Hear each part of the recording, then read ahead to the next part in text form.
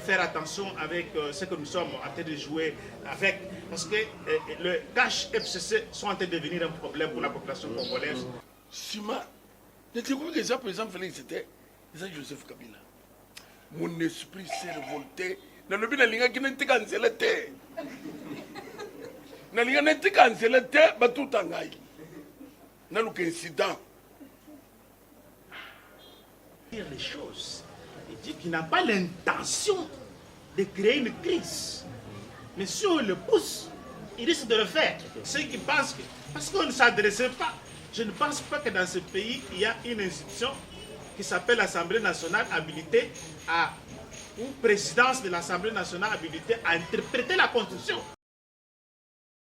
Où nous sommes en train d'accompagner les femmes dans le monde rural avec les édits.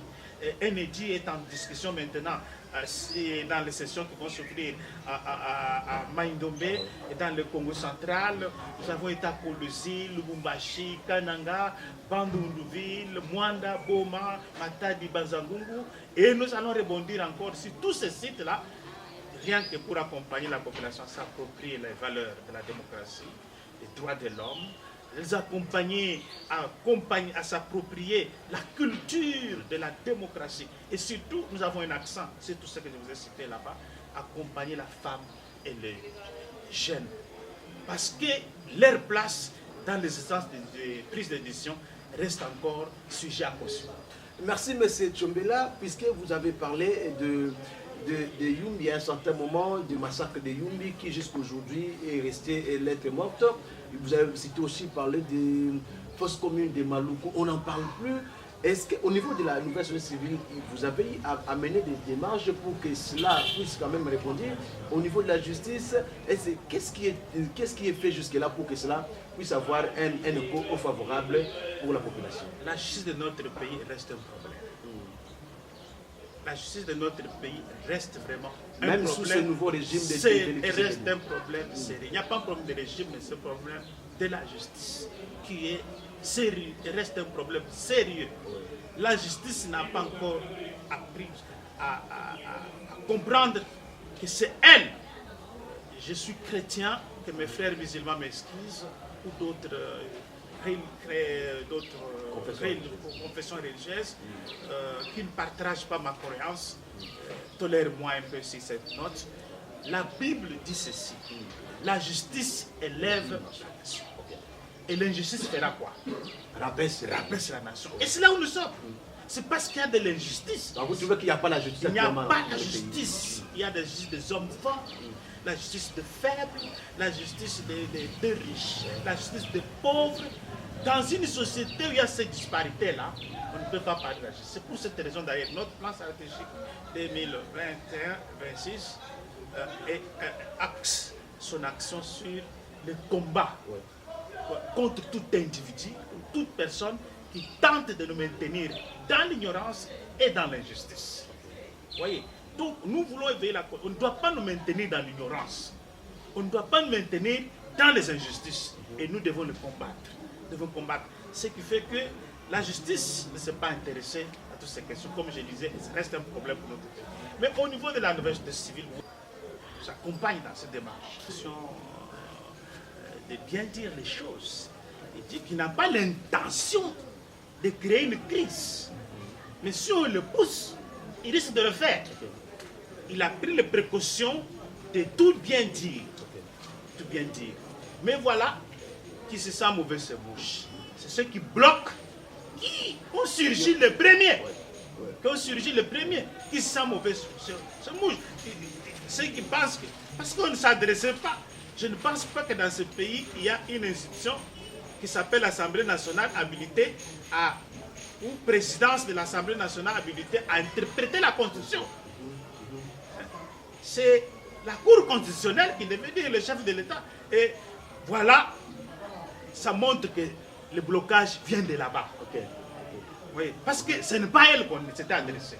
Il y a des gens qui ont l'intention de créer une crise. Et puis le président était clair. Il n'a même pas l'intention de dissoudre. Et puis il n'a pas même l'intention de le faire. Mais voilà comment, ceux qui bloquent, la population doit ouvrir les yeux. On le voit maintenant, nous le connaissons. Parce que l'interprétation que Mme Janine, que je respecte beaucoup, mais cette fois-ci, j'étais déçu, quoi. Elle n'est pas une institution habilitée à interpréter la Constitution. Mais on ne peut pas se l'interdire de parler, nous sommes dans un espace de liberté, voilà. C'est pourquoi je relativise, moi. Mais en croire le propos de Mme Janine Mabunda, est-ce qu'il a parlé en tant que présidente de l'Assemblée nationale ou il a pris partie de sa famille politique qui, selon certaines sources ou selon les propos du chef d'État, bloque un peu son action? Est-ce que vous pouvez dissocier un peu? Oui. Parce qu'elle n'a même pas en parlant, n'a pas dit en quelle qualité elle a parlé. Donc nous pouvons la prendre sous les deux angles. Le premier angle, c'est celui que je viens de dire. Maintenant, revenons sur l'angle de militant d'un parti qui doit réagir. C'est de son droit, de sa liberté de réagir de cette manière-là. Mais ça montre quoi? Et ça montre que à son niveau, au niveau de sa famille politique, où il y a des soucis de recherche de conditions de blocage. Parce qu'elle se justifie. Elle devait se taire. Elle devait se taire, elle se justifie. Parce que c'est une coalition. On n'a pas dit que c'est FCC ou c'est cash. Mais on dit il y a des gens.